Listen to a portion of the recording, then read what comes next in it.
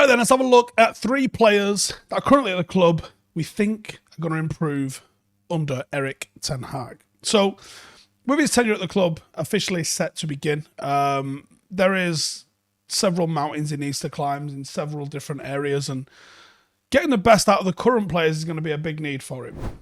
He might be able to bring in a slack handful of players, but that'll be it. The bulk of his squad, the overwhelming majority of the players at his disposal are going to be existing players. Existing players who have, for the most part, let down more than one manager. And I wouldn't put it past them adding another one to that. So, another sort of criticism of Manchester United in recent years, which is entirely valid, is our inability to improve players. And it goes hand in hand with the performances that players haven't been improving, their performances have been falling away.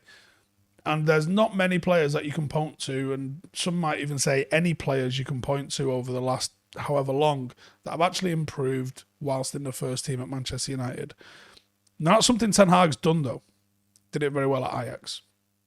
Bringing players into the first team and developing and improving their technical ability and them as footballers, therefore. So, who's he going to do to that at United? The first one that springs to mind, certainly in how he's been assessed to be as a player so far, is Donny van de Beek. Now, obviously, I had limited knowledge of Donny before he arrived at the club. He did have a stellar 18-19 Champions League campaign, which ensured football fans around the world began to take notice. And he was an integral part of that 18-19 team where they exceeded all expectations, reached the semi-finals of that Champions League before they were knocked out by Tottenham in the 96th minute. Now, the same season, Ajax overcame European royalty in a shock 4-1 away win to Real Madrid at the Bernabeu. In a game where Donny played the full game in the 10, he was just behind Tadic, who played in a false 9 role. It was an interesting sort of tactical setup that they played. And it's shown his ability to operate in that sort of hole. And when Donny signed, obviously was excited, thought he was probably going to be someone that goes into the first team, but wasn't to be the case. And when he joined United, he was kind of seen as a bit of an understudy to Bruno, who's the one who's got the number 10 on lockdown, and his goals and assists in recent years mean someone's going to have to work very hard to get him out of that role. So he tried to see him as an 8, didn't really have the combative nature to feature as a Premier League level number 8. Which led to a lot of people calling for him to be played as a number 6. He wasn't quite good enough to play in the 6. He's gone out on loan to Everton. He was starting a little bit and then he suffered an injury. And I think really we can only talk about his time at United really under Ollie. And under Ollie, it felt like they didn't trust him. In his debut season, he was featured sporadically. He didn't look fit enough to play a full 90 minutes. He would either start and come off, or he would come off the bench in the latter stages of the game when the game was finished and he couldn't really have any sort of impact on it. And despite the limited minutes that he was getting, there was flashes of him being progressive. Him getting ahead of the ball and receiving in tight spaces was really good. And you could start to see where he could be utilised in speeding up the play, playing a quick 1-2 touch sort of game. And there was ways he could be effective. But too often, it was an ordinary performance that didn't demand to be played again the week after. And that was his problem. You couldn't see him go on a run of games because he wasn't earning the right to. And I know loads of people are going to go, well, did Fred and McTominay earn the right to? And I'd have to argue, no, they don't. But they do offer you a lot more stability defensively. And teams will always rather be stronger defensively and figure it out going forward than the other way around. Donny van de Beek, though, is a Ten Hag style player, and he's a player that's very familiar with, and he obviously trusted him. I imagine Donny's going to be one that feels comfortable with Ten Hag coming back, or coming to Old Trafford, I should say, not coming back, being reunited to work with him. And I think he'll be relieved to be with a manager that knows how to get the best out of him, which hasn't seemingly been the case in his tenure at Old Trafford.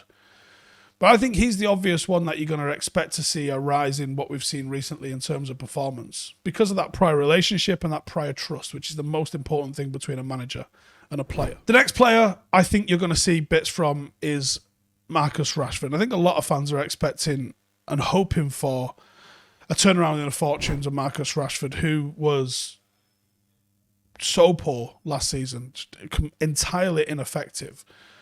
And the worrying thing is that Marcus didn't look arsed on the pitch, which we know is not the case. We know Marcus is arsed. We know Marcus is a United fan that's as frustrated as all of us with his own performances and the performances of the team, but it wasn't showing it at all. So Marcus is someone that we think is going to kick on next year. I'm hoping that coming into the season with an early pre-season and then a strong pre-season is going to be enough to see him start the season. He's got 6 or 8 weeks where he needs to actually show that it was a blip last year. And anybody that's played with a broken back for me does get that sort of nod of, I'll give you another chance. You play with a broken back, you absolutely deserve another chance. Marcus faced major scrutiny due to the below-par performances for United and losing his spot in the England side. I think there's a fresh feeling now around Carrington, fresh eyes to look at and work with him. He's obviously been over at the Nike HQ over in the United States, where he's been putting the work in ahead of coming back to pre-season. He's a dependable member of the team. We've seen him capable of scoring 20-plus goals. If he's firing on all cylinders, he's going to deliver. His contribution in 31 games in the 1920 season was 17 goals and 9 assists, which is remarkable numbers for anybody. So you can't throw that away. You've got to hope he's able to regain that form. Should he regain that form, United have got a hell of an asset on our hands. And let's hope that he does. And then finally, again, I don't think there's a lot of surprise here. I actually think that people are probably expecting this to a greater or lesser degree, and that's Jimmy Garner. Ten Hag's known for featuring the youth. And this isn't necessarily needing to improve on his game. I'm sure he is going to have to improve on his game to find himself as a Premier League regular, but this isn't what we're specifically looking for when it comes to Jimmy Garner. We're looking for Jimmy Garner to adapt into becoming a first-team player. And I think when you look at us bringing in players from the Eredivisie, I think the Championship is a comparable league. And if you're able to excel in the Championship, I don't think that's necessarily too much of a level change there from excelling in the Eredivisie. And I don't think you should look down on it. Garner is... he can play anywhere in the midfield three. He can be a 6, he can be an 8, he can be a 10. He's been mostly a 10 or an attacking midfielder for Nottingham Forest while being on loan. But he's also been the anchor man. And I've seen him be a box-to-box number 8. He's got a great skill set. He's got a great range of skills. He's got a good range of passing. He's got tenacity. He's got a bit of an X factor about him, which I think is the thing which stands him out. He made 49 appearances in all competitions last season for Forest, which is incredible experience for just a 21-year-old playing in one of the most competitive domestic leagues in world football. He's raised the expectations of the club. Nottingham Forest fans are in love with the kid. He's going to be involved in the first team undoubtedly on pre-season just because of the lack of midfielders that we've got at the club.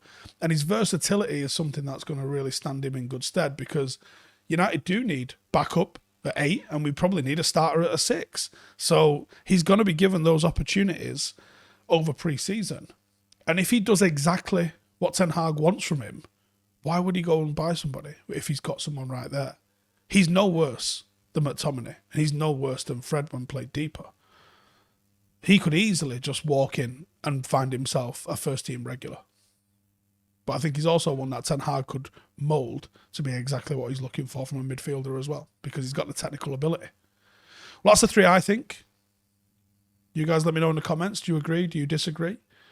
And I'll catch you in the next one. Laters. Real fan ownership, real fan input, real fan change, real fan power. 50 plus 1, we can go better than that. 100 plus none. Download our app, view the free content, read about the club, that's fine. But if you want more, become a member.